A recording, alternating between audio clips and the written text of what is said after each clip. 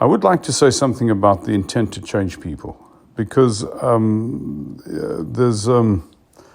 it causes us great misery if we attempt to change other people. I mean, there's a disrespect involved in this, because actually every human being has an autonomous will like yours.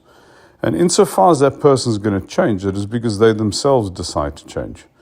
And you can't own somebody else's will, but you can act in such a way that the person carries the consequences of their will, which I think that's the appropriate thing to do.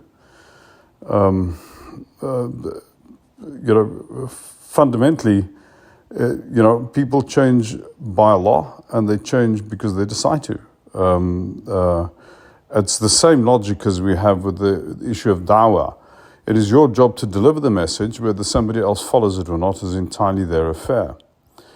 If you have this view, your life becomes immensely richer and immensely lighter. So much of our suffering is rooted in the presumption that we somehow can, should, or are able to change somebody else. Fundamentally, you may not arrogate that to yourself. This path is about minding your own business. Minding your own business in the first instance means you leave somebody else's will with them, and you take accountability for your own. Taking accountability for your own means you do what is appropriate in the moment that you're in, with a disregard for the outcome. You don't do things for expedient reasons. You don't do things to manage outcomes. You do things because, in your view, they're the right thing to do. Now, sometimes you do things that, in your view, are the right thing to do, that in hindsight turns out not to be the right thing. Well, that's fine, because then you've learnt.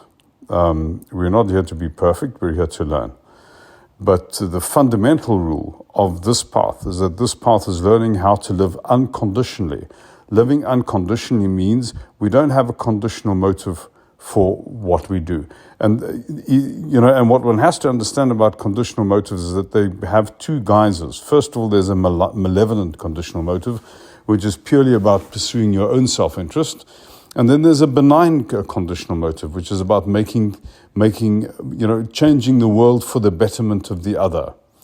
The second one, in fact, is probably more dangerous than the first, because if you look at any monstrous sort of brutality that's happened in the world, it is always because somebody's done something dramatic for some utopian end.